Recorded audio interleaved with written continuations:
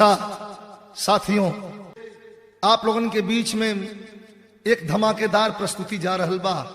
हम बिजलाल यादव और पूरी पार्टी की ओर से सब श्रोता भाई लोग के एक बार फिर से प्रणाम बा। और ये गीत का बड़ा लोग का इच्छा बा कि भैया कैसेट जल्दी भेज दें। रुआ सब आशीर्वाद दे, बहुत बहुत धन्यवाद।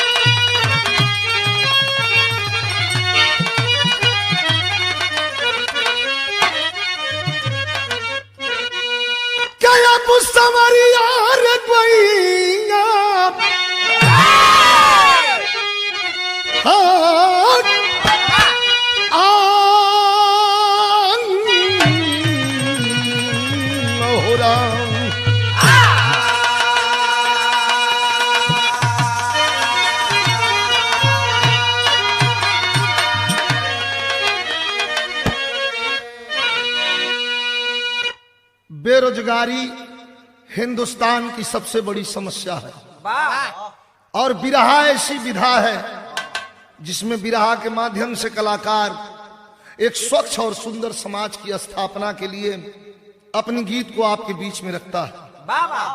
हिंदुस्तान का नौजवान जो बेरोजगार है वो रोजगार की चाहत में भटक जाता है। वैसे ही एक नौजवान की गाथा आपके बीच में प्रस्तुत करता हूं। पिछले लोकसभा के चुनाव में आप लोगों ने देखा हिंदुस्तान के तमाम राजनेताओं की रैली हो रही थी, लेकिन एक रैली जो वर्तमान हिंदुस्तान के प्रधानमंत्री हैं नरेंद्र मोदी की हुंकार रैली हुई थी पटना गांधी मैदान में, जहां बम ब्लास्ट हुआ था। हताहत बहुत लोग हुए, 5-6 लोगों की लाश मिली। कुछ तो लाशें ऐसी थी मित्रों जिसके चिथड़े उड़ गए थे, उठा करके चादर में और प्रवाहित कर दिया गया, परिवार वालों को पता भी नहीं चला। वैसे ही एक नौजवान के हताहत होने के बाद उसके परिवार की तरफ चलता हूं। कवि जी बड़ा खूबसूरत भाव लिखते हैं।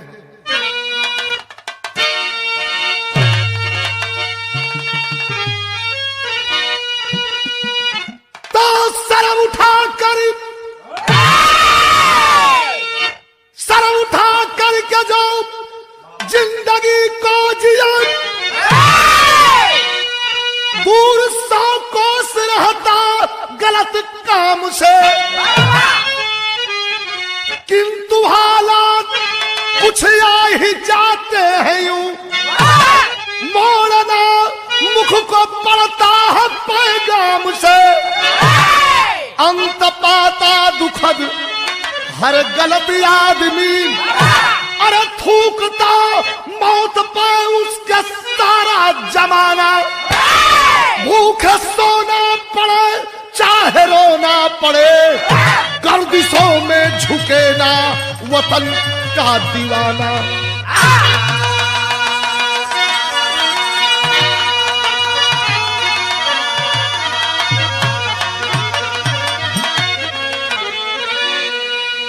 कवि लिखते हैं भूखे सोना पड़े चाहे रोना पड़े, गर्दिशों में झुके ना वतन का दीवाना।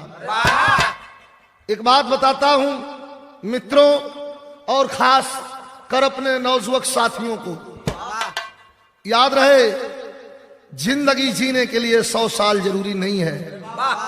एक ही दिन में कुछ ऐसा कर जाओ कि आने वाली पीढ़ियां बरसों बरस तक तुम्हें याद करती रहे। तरज बड़ी बेजोड़ लगल हो तई सिनेमा का तर्ज, लेकिन एकर कशिश आज भी बनल हो। फिल्म का नाम उमराव जान।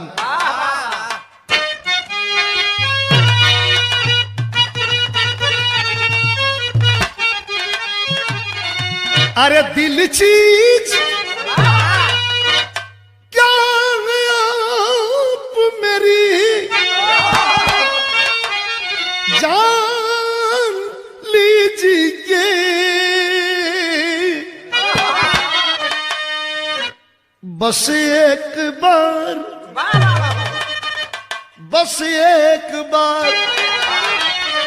ए धनंजय बाबू, धर्मराजो चचा से कह दा कि बस एक बार मेरा कहा मान लीजिए,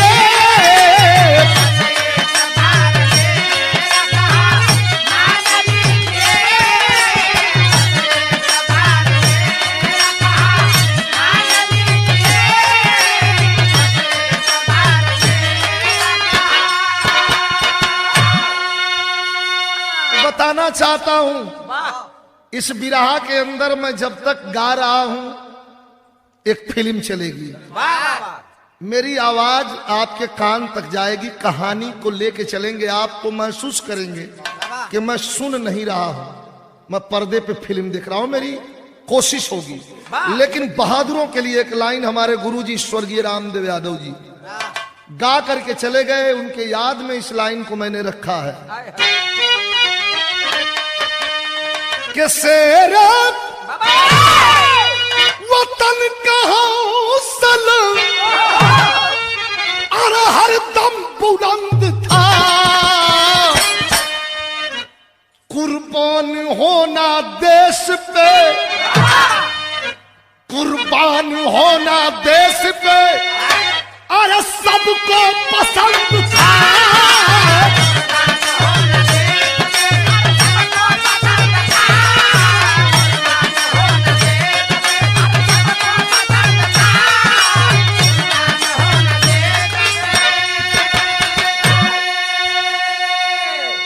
एक लाइन हमारे गुरुजी और कहा है कि तूफान तूफान हर जवान की और सीने में बंद था, कुर्बान होना देश पे, कुर्बान होना देश पे और सबको पसंद था।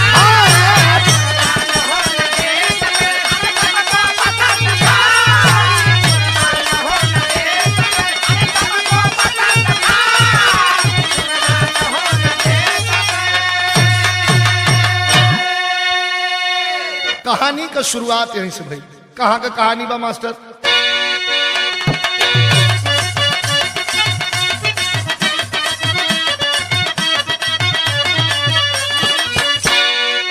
वतन के बलवेदी पे गर्दन कटाने वाले, वतन के बलवेदी पे गर्दन कटाने वाले इतिहास बन जाते, इतिहास बनाने वाले।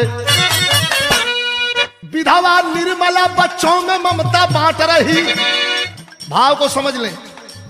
हुंकार रैली में मरने वाला एक व्यक्ति जिसका नाम निरंजन है, निरंजन के मरने के बाद चिथड़े में उसकी लाश तब्दील हो गई, नहीं मिली परिजनों को लाश, उसके पत्नी का नाम निर्मला है। विधवा निर्मला बच्चों में ममता बांट रही, राजू रंजना संग दुख की समय काट रही। खुशी को ले गया जो मांग का सिंदूर रहा, खुशी को ले गया जो मांग का सिंदूर रहा, बेचारी का हंसना हजारों कोस दूर रहा। राजू बीए में पढ़ता, पढ़ने में तेज रहा, पूरे क्लास में उसका अलग ही मेज रहा। बहन की उम्र 18 बरस के पार हुई, उसी की शादी ही पढ़ाई में दरार हुई। एक बात बता देना चाहता हूं मित्रों, मैंने तो देखा है परिवार का एगो कमासूत आदमी जहिया परिवार छोड़ देला, मर जाला, तो सुनने में बड़ा छोटा लग रहा होगा आपको। उस दिन परिवार में बचे जितने लोग होते हैं सबकी उसी दिन हत्या हो जाती है।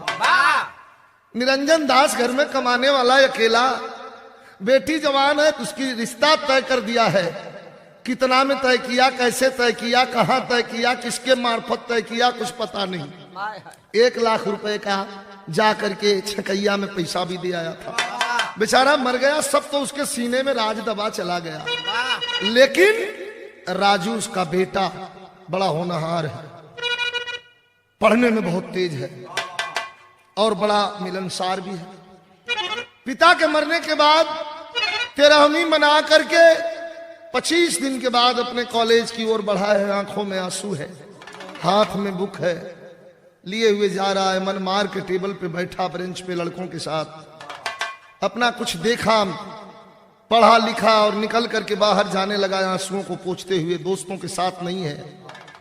आगे जब बढ़ा तो एक चाय की दुकान पर कुछ लोग बैठे थे, वहां एक शख्स बैठा था, इंसान के रूप में फरिश्ता नजर आ रहा था। नाम क्या है उसका? मोहम्मद इस्लाम। बुलाया, राजू इधर आओ, तेरे पिताजी मर गए ना इस उपकार रैली में?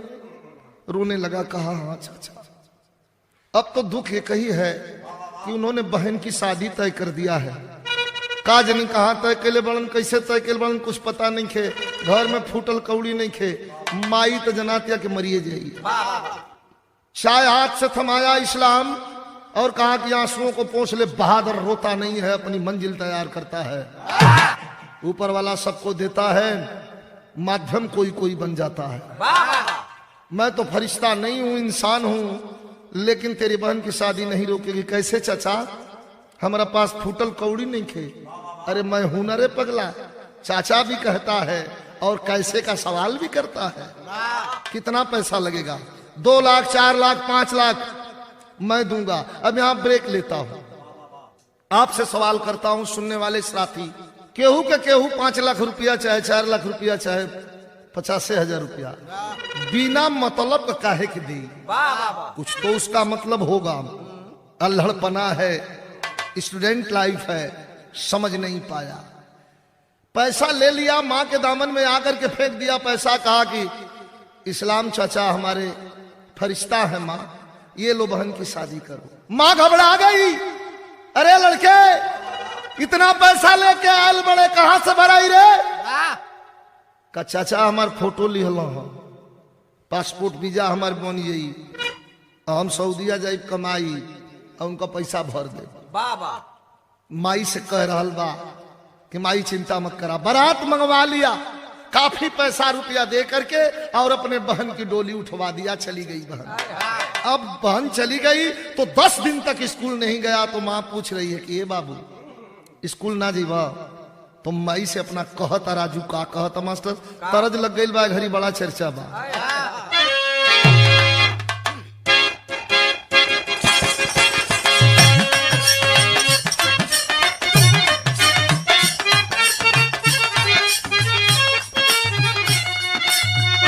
मन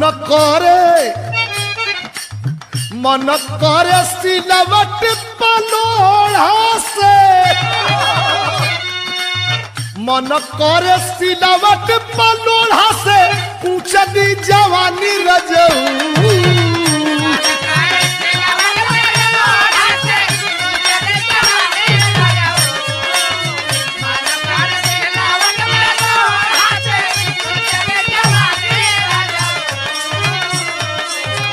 मन करे सिलवट पलोड़ा से, पूछनी जवानी रजऊ। कौना सावत संग काटा तड़ चानी, लगा के मच्छरदानी रजऊ।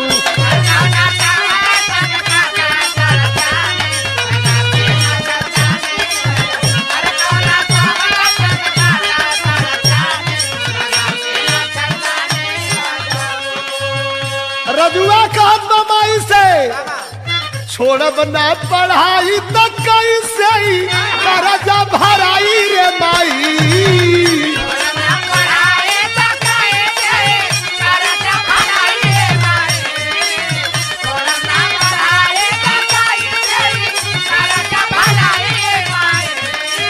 छोड़ब ना पढ़ाई तो कैसे करजा भराई रे माई।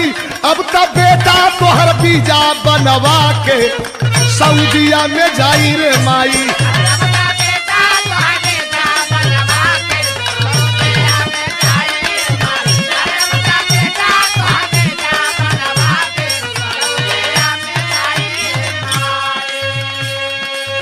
माई रो रहल बा के करे सहारे लाल, के करे सहारे लाल, हम के लगई बा उठ गई ससुरे तू बियान दे से जई बा।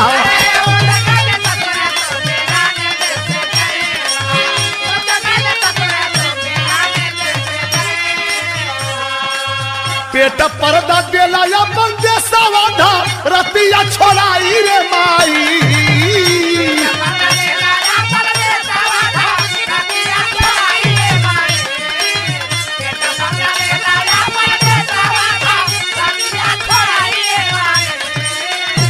पर्दा देला अपन जैसा वाधा रतिया छोड़ाई रे माई।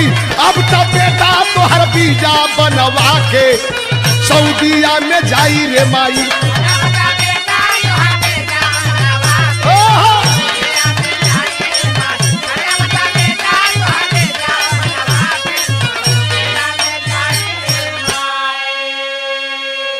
माँ इस्लाम चाचा को मैं कितना मुबारक दूं। अब तो माँ भी इस्लाम के नाम की अगरबत्ती जलाने लगी। फरिश्ता है। 5 दिन बीता, मोटरसाइकिल से मोहम्मद इस्लाम घर पहुंचा और निकाल करके पासपोर्ट वीजा रेडी, तैयार हो जाना, कल तेरी फ्लाइट है।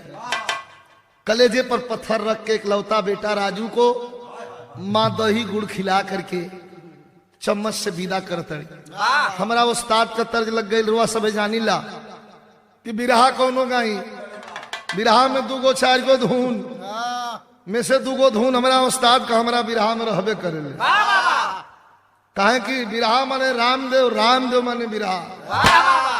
तनी भाव के समझ लें कैसे मास्टर, कवन तर्ज बा। बड़ा हमारे उस्ताद के मुंह से ही तर्ज मिश्री से भी मीठ लगे।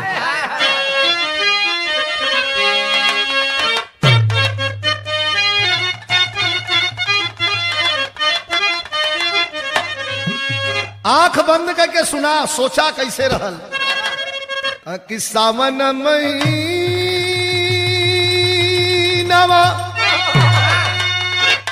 सावन महीनावा सवनैया निकलो गल, काला तिलक लगवा के अरे गोरैया निकलो गल। रस रस झूलैली झूलनवा राधा हो काधा मन मोह।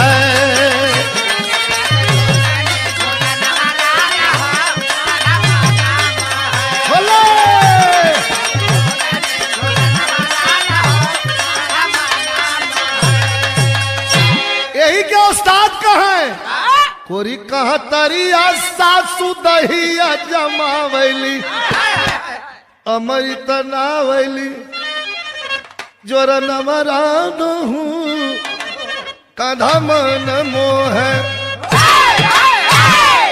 सही मालिक तो उड़ल हिंदुस्तान से अरे अरबियन जहाजिया, बैठ गया जहाज में वह गरीब का बेटा स्वर्गीय निरंजन का बेटा राजू।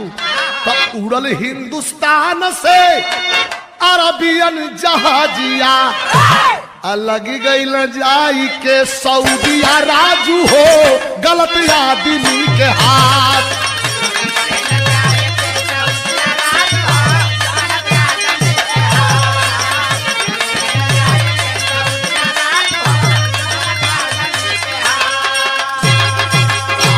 उतर गया, फ्लाइट लैंड करती है।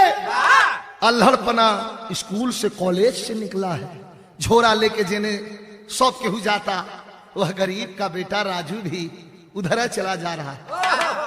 बाहर निकला तो मोहम्मद इस्लाम ने तो पटना में कहा था कि हमारा आदमी तुम्हें हवाई अड्डे पर रिसीव कर लेगा। मन में कई गो बात उठता, करेजा दग दग दग दग हिलता, कहीं ऐसा ना हो कि केहू ना आई तो हम कहाँ सुतब, कहाँ बैठब, कहाँ जाई, न जान न पहचान। गेट से बाहर निकला, दफ्ती पर लिख करके एक शेख अरबियन पगड़ी बांधे हुए खड़ा था, 7 फुट्टा नौजवान, और लिखा हुआ था राजू, पटना, बिहार, इंडिया। नजर पड़ी, राजू दौड़े दौड़े गया, कहा सर सर राजू पटना बिहार इंडिया। बड़े गंभीर स्वर में कहा आओ चलो मेरे साथ। लेके कहां गया? हाफिज सईद, यह नाम हिंदुस्तान का सबसे बड़ा दुश्मन। कई गाने में हमने आपसे बताया है, जो देश के प्रति ईमानदारी और वफादारी की बात है, यह कहने से भी जलाल यादव कभी पीछे नहीं हटता। हाफिज सईद हिंदुस्तान का दुश्मन, बराबर हिंदुस्तान के खिलाफ आग उगलता है, हिंदू मुसलमान को लड़ाना चाहता है, एकता अखंडता तोड़ना चाहता है। लेकिन भाव कवि लिखते हैं कि हाफिज सईद अपने गैंग में बोलावेला, पाठ उग्रवाद वाला राजू के पढ़ावेला।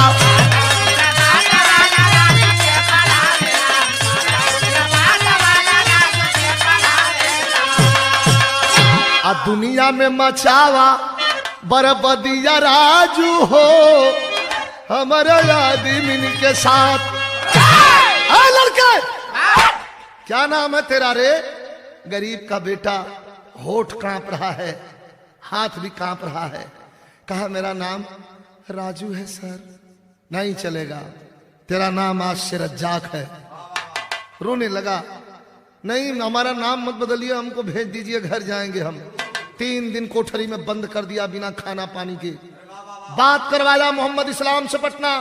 मोहम्मद इस्लाम फोन उठाया, कहा रे पगले कमाना है कमा ले, 2 साल की बात है बेटा, पैसा लेके लौटाना फिर मत जाना। अरे गया है तो आने का बंदोबस्त तो कर ले, मजबूर है। हथियार उठा लिया। इंसान बनाकर हर मनुष्य को मालिक यहां बैठाते हैं। कोटेशन है, इंसान बनाकर हर मनुष्य को मालिक यहां बैठाते हैं। असंगत पकड़ के मानव से हम दानव बन जाते हैं। रोबदार रंगबाज हठीला रजाक हट्टा कट्टा है। हाफिज सईद हंसकर बोला कि यही हमारा पट्टा है। ट्रेनिंग पूरी हुई, 3 महीने में परिपक्व हो गया। हथियार उठाया, AK-47 AK-56, दर दर दर दर गोलियां चलने लगी। चारों तरफ हाहाकार मच गया टीम में कि सबसे होनहार लड़का है ये, गरीब है, गरीबी का मारा है। उसकी मजबूरी का नाजायज फायदा उठाया गया। तैनात किया 11 लोगों को, तैनात किया 11 लोगों को। हिंदुस्तान में जाओ तुम, अपने उस कश्मीर के खातिर जिंदा बम बन जाओ तुम। 10 लोगों की टीम तैयार होगी राजू, तुम्हारे नेतृत्व में, तुम आगे आगे रहोगे। हथियार उठा लो, चले जाओ मेरे बच्चे, और जाकर के कश्मीर के बागियों को खूनों से रंग दो, क्योंकि ये हिंदुस्तान वाले कश्मीर का हिस्सा देने से कतराते हैं। तो खून का फब्बारा उड़ा दो, वहां लाचार होकर कश्मीर हमें दे दे। क्यों जानते हो? उसके सीने में आग भरी जा रही है। आग बाबरी मस्जिद की वह सुलग रही है सीने में। अरे पगला, इंसान के लिए कर, इंसानियत के लिए कर, हमारे लिए कुछ मत कर। दोजख नहीं होगा, जन्नत नसीब होगी। गुजरात में मुस्लिम भाइयों का तो खलल मच गया जीने में। आग बाबरी मस्जिद की वह सुलग रही है सीने में। गुजरात में मुस्लिम भाइयों का तो खलल मच गया जीने में। एक एक खून का बदला हमको, अरे एक एक खून का बदला हमको हिंदुस्तान से लेना है। 1.25 अरब जनता का घर बारूदों से भर देना है। उठा ले हथियार, कसम है मातृभूमि की और इंसानियत के दुश्मन जो हैं, जाकर के उनके सीने में गोली दाग दे बेटा। सुनते सुनते आंखें लाल हो गई और सोच लिया वह पढ़ा लिखा लड़का कि हमें इंसानियत के लिए लड़ना है। बरगला दिया गया। तेगो तरज लग गई, कोनो मंचला किस्म का लड़का कोनो लड़की के कदल। अब तो लड़की बिगड़ गई, इतना कस की बिगड़ गई। समझावा वाला अभी में पहुंच गया महेंद्र। तो कैसे कहलस, लगल गरियावल, लगल उल्टा पलटा बोला। दोगला कहेंगे कुत्ता कमीना, तुम्हारे घर तुम्हारी मां बहन नहीं है? कह है, लेकिन वही तो बीबी भी बनती है किसी की। गुस्सिया गई एकदम। तब लड़कवा कहलस का,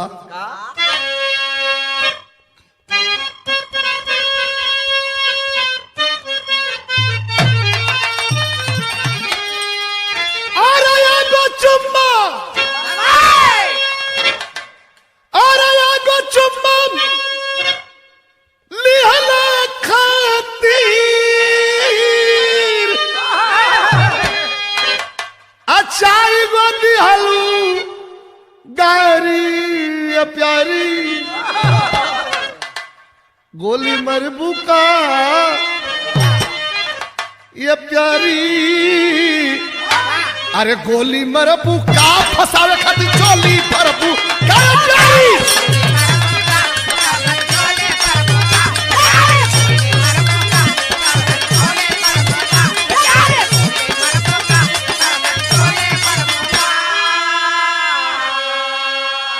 लेकिन राजू जब सुनलस हाफिज सईद की बात तो यहां देखिए भटक गया लड़का।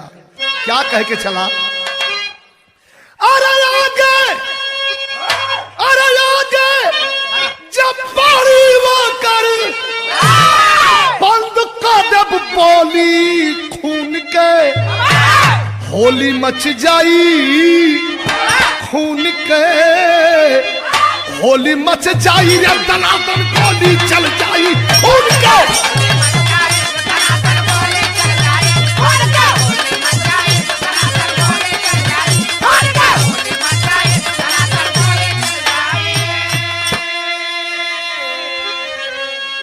आगे जब पड़ी होकर बंद कर दे बोली, खून का होली मच जाई। तैयार हो गए, कल का राजू आज का रज्जाक। उसके नेतृत्व में टीम चलती है। तो कैसे चलती है, अरे बन के घुस बैठी सब चल ले आधी रात में, छिप ले गलेरिया के घरवा में घात में। सेक्टर पूंछ और रजौरी के पहाड़ी से उतर रहे हैं। चलते चलते चलते चलते कश्मीर की वादी में पहुंचे तो पहाड़ पे एक मकान था। जात का मुसलमान था, भेड़ बकरी का पालन करके जीविका चला रहा था। जा करके उसका घर राजू उर्फ रज्जाक समेत 10 आतंकवादी गन के पॉइंट पर ले लिए और कहते हैं कि जल्दी से घर खाली करो, हम लोग आराम करेंगे। और सुबह कश्मीर के वादी में जहां सेब संतरे और केसर और बादाम बिखेरे जाते हैं वहां खून के धब्बे उड़ेंगे। हम लोग खुदा के वास्ते आए हैं। तो पहरा पर रज्जाक रहने, अब भीतर सूतल टोली खून के होली मच जाई, खून के होली मच जाई रे दनादन गोली चल जाई।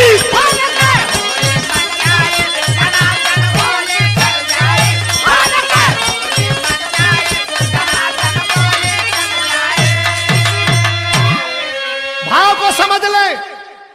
पहरे पर राजू, कल का राजू आज का रज्जाक, पहाड़ी पर हथियार लेके बैठ गया। 10 आतंकवादी घर में सो गए। धीरे धीरे डरते डरते उस घर का मालिक बेचारा गलेरिया आकर के राजू रज्जाक के बगल में बैठ गया। कहा जनाब आप लोग क्या करने वाले हैं सुबह? कहा सुबह, अरे चाचा पूछते हो, ये बताओ क्या हिंदुस्तान में मुसलमानों के साथ जास्ती नहीं की जाती? मुसलमानों को हे दृष्टि से नहीं देखा जाता? क्या मुसलमानों को सताया नहीं जाता? क्या मुसलमानों का कत्ले आम नहीं होता? बताओ। कब जनाब क्या कह रहे हैं आप? मेरे समझ में कुछ नहीं आ रहा है। कहे आपके समझ में नहीं आएगा, समझ में कल आएगा जब कश्मीर की वादी कल खूनों से लाल होगी। का एक बात कहूंगा, अगर आपको बुरा न लगे तो एक लाइन यहाँ तर्ज लगल, बड़ी बेजोड़ तर्ज बा। कैसे? जिया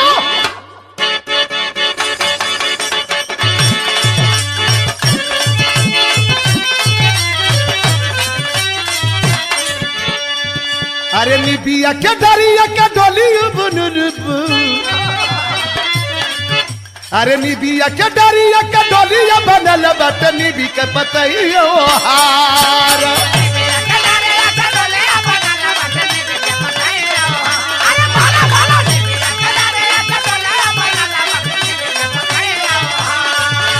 निबिया के दरिया के डोलिया बनल बट निबी के पतइयो हार। देवलोक से चालाली भावानी न हो, देवता बनल है कहार।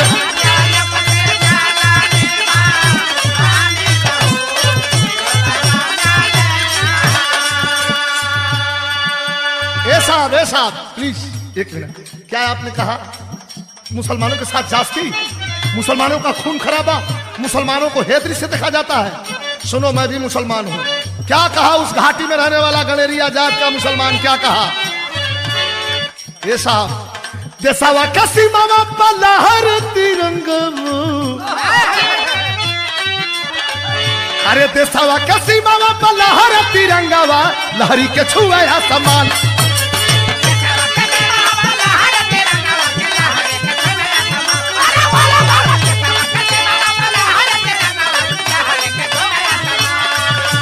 देसावा के सीमावा पलहर तिरंगावा की लहरी के छुआ आसमान। इनकलाब बोले जहवा बोलिया न हो संग में हिंदू मुसलमान।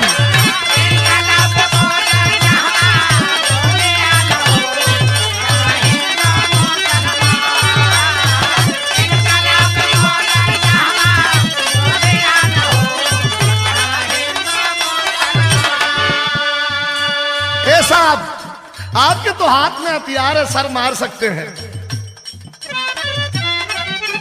प्रमाण देता है वह गरीब मुसलमान, बूढ़ा मुसलमान। क्या कहा? गाजीपुर का शेर रहले अब्दुल हमीद जी। ए साहब गाजीपुर का शेर रहले अरे अब्दुल हमीद जी। जतिया करहल न मुसलमान न हो राम।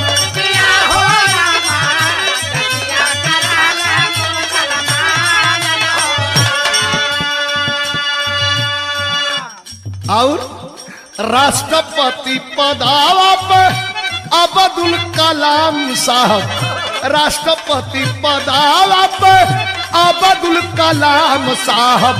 अली हल तिरंगा के निशान हो रहा।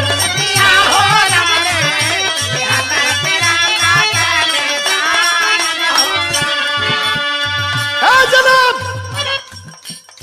आपके हाथ में हथियार है, बहुत करोगे गोली मार दोगे तो, लेकिन सुनो सच बात कहला में आँच नहीं तनिक। सच बात कहला में आँच नहीं तनिको की भले ले ही लेवा मोर जान।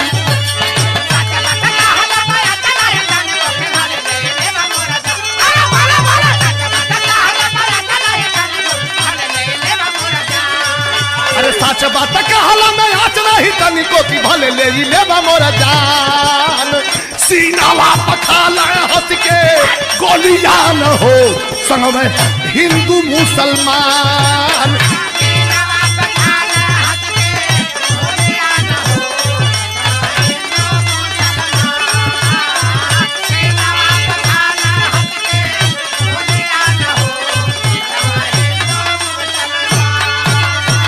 अरे जनाब कहा कि मुझे तो अफसोस हो रहा है, इंसानियत के लिए आए हो ना? राजू उर्फ रज्जाक कहा कि तो यही इंसानियत है। कहते हो हिंदुस्तान में मुसलमानों के साथ जाती होती है। चैलेंज करता हूं पूरे भूभाग पर, पूरे कंट्री में जितना हिंदुस्तान का मुसलमान सुरक्षित है, इस दुनिया में उतना सुरक्षित कहीं का मुसलमान नहीं है। ये विजय लाल यादव का चैलेंज है। और जनाब आप कहते हो कि जाती होती है। हिंदुस्तान के सबसे सर्वोच्च पद राष्ट्रपति पद पर एपीजे अब्दुल कलाम साहब मुसलमान थे, उन्हें बैठाया गया, जाती हो गई। उपराष्ट्रपति के पद पर हामिद अंसारी साहब विराजमान है, मुसलमानों के साथ जाती हो गई। पाकिस्तानियों से लड़ाई लड़ते लड़ते गाजीपुर का रहने वाला शेर वीर अब्दुल हमीद दुश्मनों का छक्का छुड़ा करके उसने पहले माना कि पहले हिंदुस्तानी हूं, बाद में किसी कौम का हूं। उसके साथ जाती हुई। और एक बात सुनो, हिंदुस्तान क्या है? नसीहत भरी बात कहता है मास्टर। क्या तनी सा और सड़क जा जा।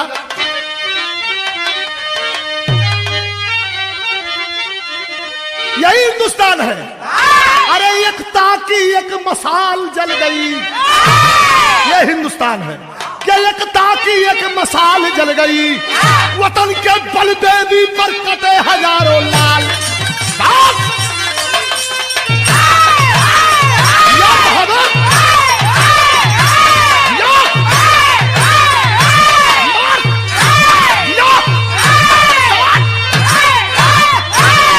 इस लाइन पर लाल भरत भाई अपना जोर दिखाया कि हिंदुस्तान एकता का परिचायक है।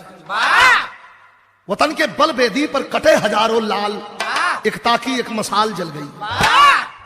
घर का मालिक गणेरिया की गर्मी, राजू और फरज्जा का आतंकवादी जो बन करके हिंदुस्तान के चिथड़े करने आया है, उसके कलेजे में नरमाहट भर दिया है। जो हथियार लेके बड़े शान से बैठा था, हथियार का रुख नीचे कर दिया और आतंकवादी 20 लाख रज्जाक के घर पठवाए हैं। गिरवी जमीन को मुक्त करा के सुंदर घर बनवाए हैं। रज्जाक का माथा पलट गया, रज्जाक का माथा पलट गया, उसमें भारत का पानी था।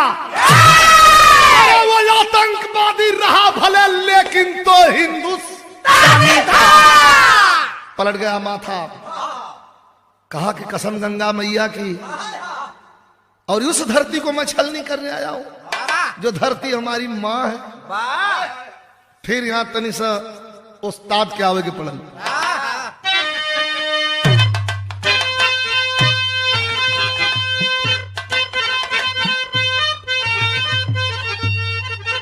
पूरी बात बीतने के बाद कल का राजू आज का रज्जाक यू टर्न लेता है और उस गणेरिया को पकड़ लिया। क्या कहता है? कलिया का रज्जाक राजू बन पूछा,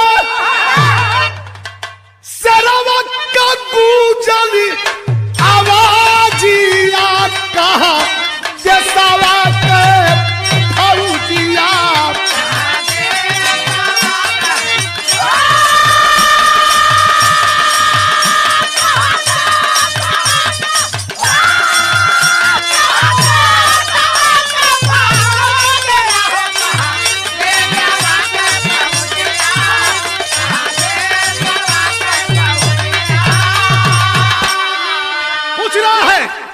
चाचा आर्मी किधर है? सोच गया गणेरिया कि बच्चे का माथा फिर गया है। आर्मी क्या करोगे बेटा, बताओ ना चाचा। तो जहां रहल अरे मिलिट्री हंग कटोली, अरे चल दिया जान बोल जय हिंद बोली।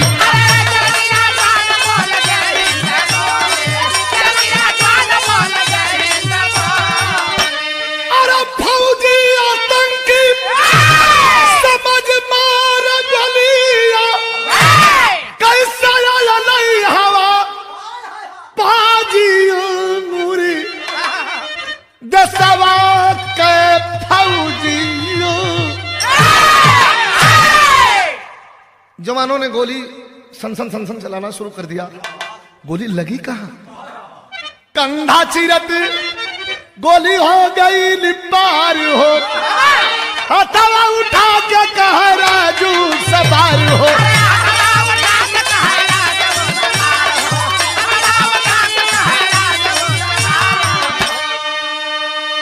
कंधा चिरते हुए गोली पार चली गई। हथियार लिए हुए धड़ाम से गिरा।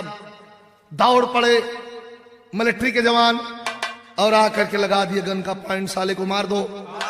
लेकिन सेना नायक गौतम सिंह ने रोका, कहा मत मारो, अभी तो बहुत कुछ राज उगलवाने हैं इससे। और कौन कौन है तुम्हारे साथ? कहां से आए हो? क्या मंसूबा है? क्या करने के लिए आए हो? ये स्वचलित हथियार आतंकवादी है। बताओ, जल्दी बता दो। बता दोगे मौत आसान हो जाएगी, देर करोगे बड़ी मुश्किल से मरना पड़ेगा। आंखों में आंसू है। कल का राजू आज का रज्जाक अब तो लौट के फिर राजू हो गया है। लेकिन हाथ जोड़ करके कहा बिरहा में वो नई तर्जबा एक शुरुआत के लिए कहल जला झिझिया गीत। तर्ज ना बताई, फर्ज खाली सुन ला।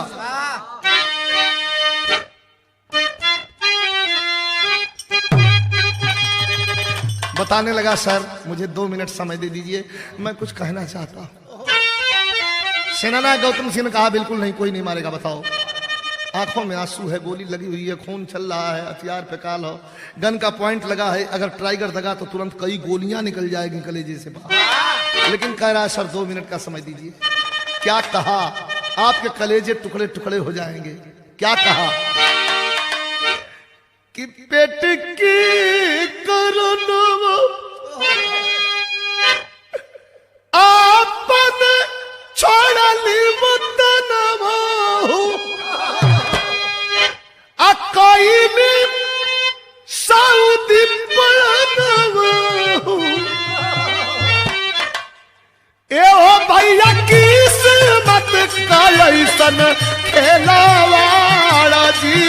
गिया हमारी बिगाड़ी है नुगुली हो।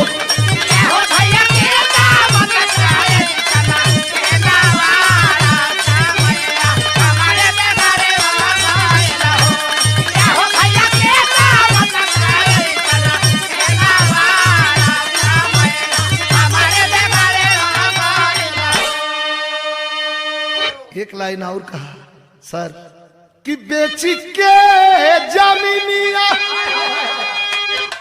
आपन बियानी बहिनिया अमाई मर घर पुरनिया ए हो भैया माई का ना मिलल समाचार जीन गिया हमारी बिगाड़ी नुगोइली हो।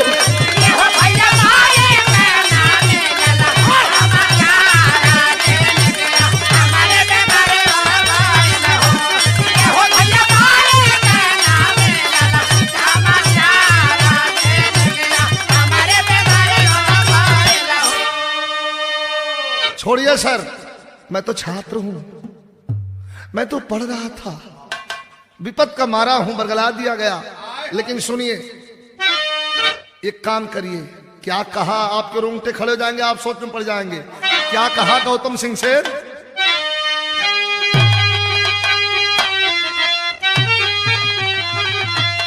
कहा कि हमारा ऊपर से अब ध्यान हटावा, तेरा लगावा ना, हमारे ऊपर तेरा ध्यान हटावा, तेरा लगावा ना, अच्छा सारन के सुतल सुतल बुलावा, देर लगावा ना।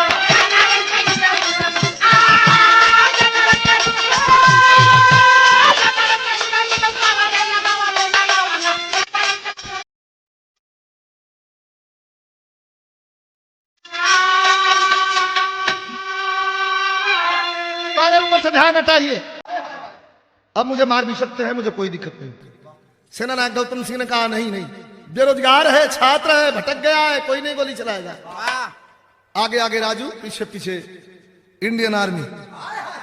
चलते हैं तो भाव है, क्या सेना नायक गौतम सिंह, अरे सेना नायक गौतम सिंह तब मोर्चा लिए समारी हो, जा गए आतंकी हवर करन लगे बमबारी हो। इतने में आतंकवादी जाग करके और पोजीशन ले लिए हैं।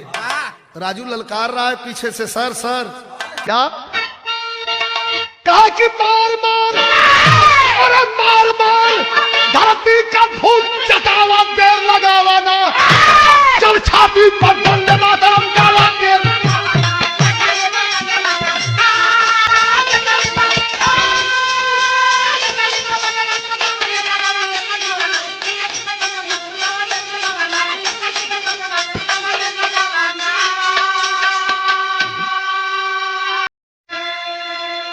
सर लेट मत करिए, सब गड़बड़ हो जाएगा।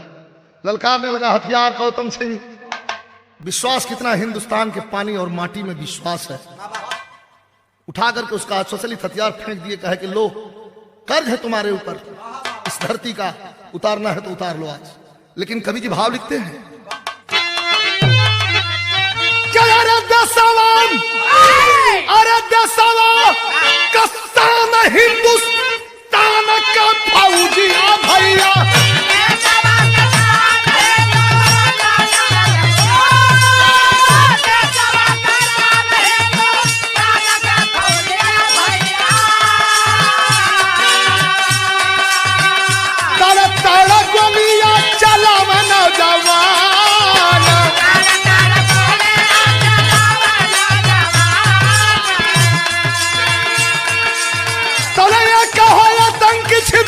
पीछावा से गौतम सिंह के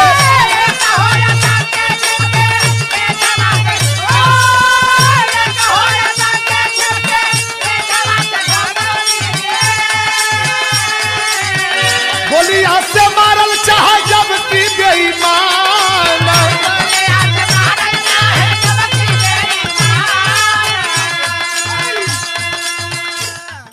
एक आतंकवादी पीछे से छिप के गौतम सिंह के पीठ में निशाना ले लिया अब टाइगर दबने ही वाला है, तब तक धरती का कर्ज चुकाने वाला तैयार था। कौन? खड़ा होकर राजू रोकला सीनावा में गोलियां भैया,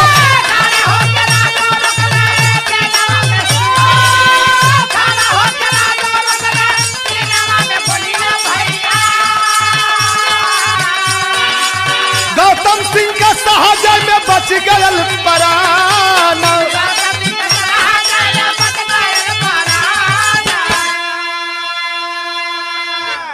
राजू खड़ा होकर के गोली ले लिया, गौतम सिंह का प्राण तो सहजय बच गल, गिर पड़ा धड़ाम से।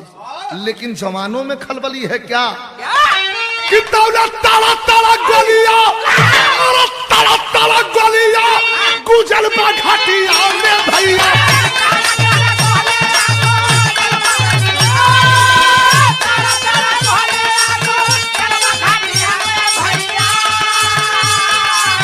आखिरी में मारल गई कुल बेईमान,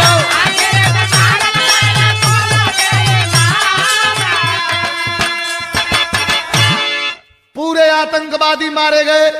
उनकी लाश जवानों ने उठा उठा के फेंक दिया। चील कौवे गिद्ध खाएंगे, कुत्ते खाएंगे, लेकिन राजू की लाश उठा करके गौतम सिंह लेके कैंप की ओर आए।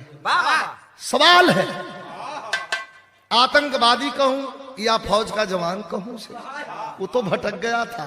सुबह का भूला शाम तक रास्ता अगर भटका है चला आता है तो उसे भूला नहीं कहते। अरे इसकी माँ है, पूरी कहानी बताया है।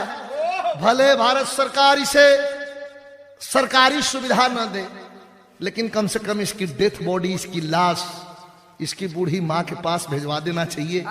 मैं सलाम करता हूं इंडियन आर्मी को। भेजवा दिया गया राजू की लाश पटना। दरवाजे पर आकर के लाश पहुंचा करके कप्तान साहब, डीएम साहब और यशो साहब छोड़ के लाश चले गए। माई आंख बनवा के घर में सुतल बड़ी। एगो इतना बड़ा लड़का पहुंचल, कहलस कि ये बड़की माई राजू भैया मर गए। एक माँ के सामने एक बेटे की मौत की खबर अगर ऐसे दी जाएगी तो कैसा लगेगा, जरा सोचिएगा मित्रों। रोते बिलखते बाहर पहुंची, कफन हटाती है, दिख नहीं रहा है। तो कवि की शायरी कितनी खूबसूरत है, जरा गौर करेंगे।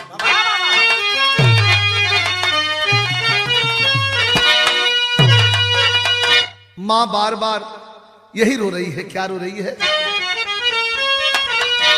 अरे दे गई ना, अरे दे गई ना, बुढ़ापे में करे जे पीरू,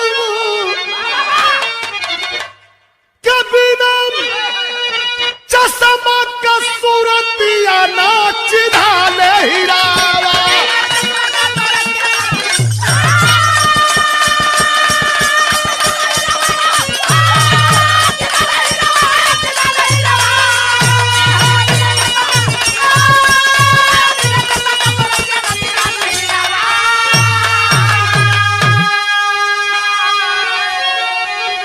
मार हो रही है कि इतना दिन कहाँ रहला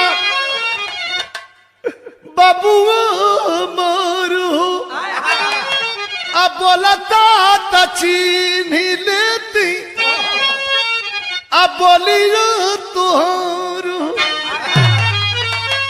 अरे रोवना बहनिया ना रुकत बानी रोवो, बिना चश्मा का सूरतिया नाच डाले हियावा। गुरु बिहारी गुरु गणेश जी डूब गए हैं गम से। राम लाल गुरु बच्चन चंद्रिका आंसू बहा कलम से। एकता की एक मसाल जल गई, करा सम्मान फौज का विजयी प्यारे